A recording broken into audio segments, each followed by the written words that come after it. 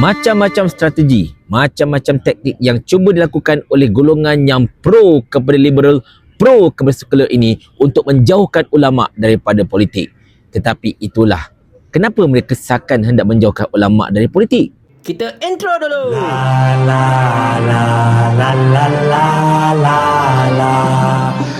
Assalamualaikum warahmatullahi. Subuh hari Sabtu di Madinah Al-Munawwarah di Masjid Nabawi Asy-Syarif, di mana suasana sekarang ini memang boleh katakan begitu nyaman, begitu sejuk. Saya jangkakan suhu ketika ini mungkin dalam 19 ke 20 darjah Celsius, sebab memang dari tadi berangin sajalah.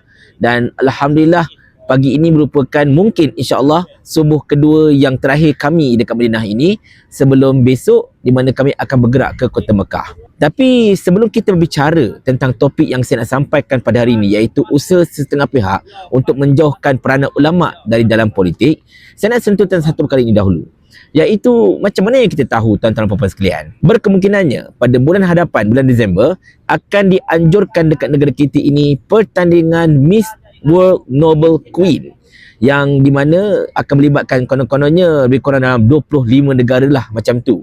Dan ada sesetengah pihak yang mendakwa bahawa pertandingan ini adalah pertandingan Ratu Cantik Pondan. Tetapi menurut penganjurnya, pertandingan ini bukanlah pertandingan Ratu Cantik Pondan. Tetapi tuan-tuan sekalian, tak kiralah pertandingan Ratu Cantik Pondan ke, apa ke, yang betul ke, pure ke, tulen ke, tak kisahlah tu kan. Yang pentingnya, penganjuran untuk pertandingan sebegini sepatutnya tidak boleh diadakan. Tak patut diadakan negara kita ini. Tak kiralah atas tujuan apa sekalipun sebenarnya. Sebab, yelah tuan-tuan sekalian, kita baru saja nak kebah daripada masalah Coldplay, tengok-tengok ada pula pertandingan macam ni. Dan saya tahu, pertandingan Ratu Cantik dekat Malaysia ini dah ada sekian lama. Bukan ini saja, dah ada sejak dahulu lagi. Dan sejak dahulu pun, ramai pihak terutamanya yang dekat dengan Islam, mereka memang konsisten membantah pertandingan Ratu Cantik sebegini. Sebab benda ni dah terang-terangan bersyangga dengan syarak sebenarnya. Apa yang mereka cuba capai dan apa yang mereka cuba tuntunkan kepada masyarakat. Tak kira benda ini private showing ke apa-apa ke sebagainya. Dan kita tak tahulah kenapa Menteri Agama kita ni macam diam dan sebagainya kan. Dan nak mengharapkan pembangkang juga untuk bersuara.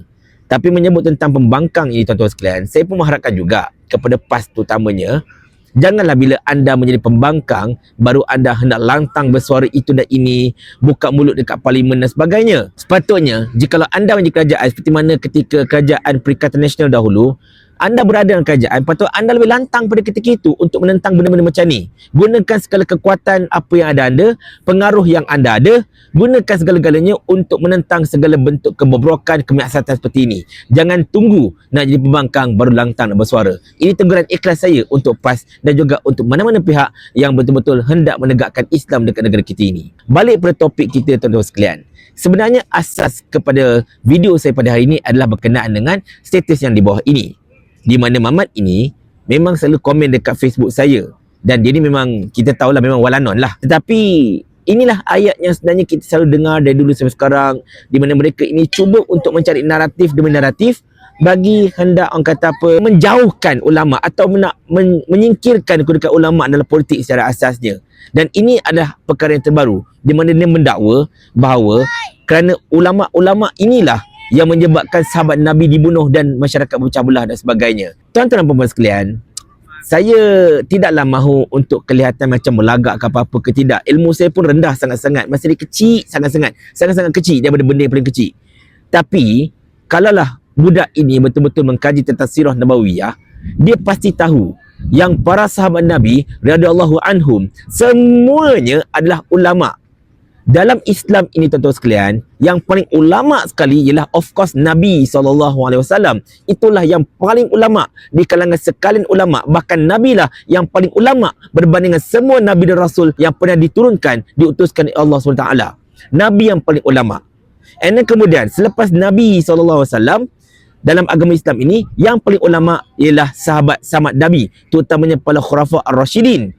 4 sahabat Nabi yang utama, kemudian ada ramai lagi termasuk sahabat Nabi yang dijamin masuk syurga, sahabat Nabi yang pergi berperang dan macam-macam lagi. Semua sahabat Nabi ketika di kota Madinah sebagai contohnya, semuanya adalah ulama belaka. Macam contoh Amr bin Al-As, Gubernur Mesir, juga merupakan seorang ulama. Khalid Al-Walid, seorang panglima Islam yang tak pernah terkalahkan, juga merupakan ulama. Abu Bakar As-Siddiq dah sah-sah memang paling ulama dan antara semua sahabat Nabi. Jadi mereka ini sebenarnya adalah ulama. Apa maksud ulama?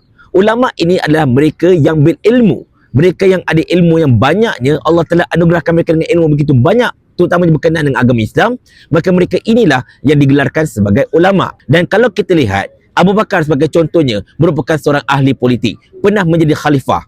Umar juga merupakan seorang ulama, pernah menjadi ahli politik, merupakan seorang khalifah. Dan ramai lagi kalau saya nak sebutkan, yang jadi gubernur lah, yang jadi panglima perang lah, dan macam-macam lagi. Semua ini merupakan para ulama yang berpolitik. Jadi kenyataan Mamat itu tadi tak tepat langsung sebenarnya.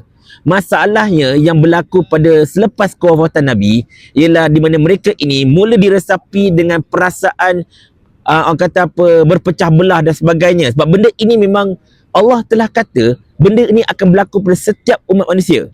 Di mana kalau kita ingat, Nabi pernah berdoa 3 perkara. 2 Allah terima dan 1 Allah tidak terima. Dan doa yang Allah tak terima itu ialah doa di mana supaya umat manusia, umat Islam selepas ini tidak berpecah belah. Allah tak terima doa tersebut.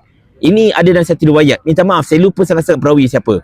Tetapi nak bagi tahunya tuan-tuan sekalian, perpecahan umat ini tidak boleh dielakkan. Ianya akan berlaku dan ianya bukan salah ulama.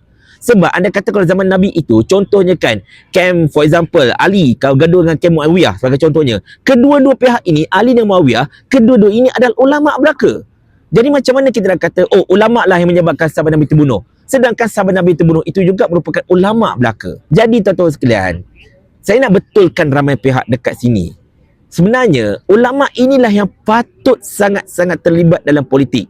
Ulama inilah yang patut memegang jawatan-jawatan tinggi dalam kerajaan, menjadi menteri-menteri sebagainya. Sebab apa? Ulama ini, mereka Allah telah anugerahkan dengan ilmu Al-Quran. Bila kita ini ada ilmu Al-Quran, kita akan jadi alim dalam macam-macam ilmu, termasuk ilmu matematik, ilmu sains dan macam-macam lagi. Sebenarnya Al-Quran itu lengkap, semua ada. Tentang alam sekitar ada dalam Al-Quran, tentang sains ada dalam Al-Quran, tentang fizik ada dalam Al-Quran, segala benda ada dalam Al-Quran. Jadi tuan-tuan sekalian, kita kena ubah naratif ini, kena ubah pemikiran ini. Ulama ini sepatutnya kita letakkan sebagai pentadbir-pentadbir. Ya, kita tahu ada tempat yang mungkin bermasalah bila ulama diletakkan sebagai pentadbir. Tetapi dalam masa yang sama juga, tolong beritahu saya, mana tempat yang tidak meletakkan ulama sebagai pentadbir yang tidak bermasalah. Semua tempat bermasalah. Tak kira ulama ataupun bukan ulama yang menjadi pentadbirnya, yang menjadi ahli politiknya. Dan seandainya kalau kita letak ada 2 pihak, satu bukan ulama, satu lagi ialah ulama, mentadbir satu tempat, dan katalah kalau hasilnya lebih kurang sama, siapa lebih patut kita letakkan? Sepatutlah kita patut letakkan ulama itu terlebih dahulu berbanding dengan mereka yang bukan ulama. Sebab sekurang-kurangnya ulama ini akan sentiasa mengingatkan kita tentang tanggungjawab kita di dunia dan juga tentang tanggungjawab kita sebagai hamba Allah untuk bekal ke akhirat. Itu yang paling penting tuan-tuan sekalian. Jadi kepada sahabat-sahabat yang mungkin termakan dengan naratif ini, kena ingat ulama ini sepatutnya memang berada dalam kedudukan politik. Ulama inilah yang sepatutnya berada dalam lapangan pentadbiran negara. Dan jangan dipisahkan urusan ulama dengan urusan pentadbiran, urusan politik dan sebagainya. Sebab itulah bunga-bunga sekular tuan-tuan sekalian. Dan kita tak nak perkara sekular ini terus menusuk masuk ke dalam masyarakat kita secara asasnya. Tetapi kalau masih lagi ada yang beranggapan bahawa ulama dan juga urusan politik dan dunia ini patut dipisahkan atas naratif-naratif yang pelik-pelik, saya cakap terus terang, di Masjid Nabi ini, saya ingin bertanyakan anda satu soalan ini dengan seriusnya. Mau tak tuan hamba kalau hamba kirimkan ke akhirat?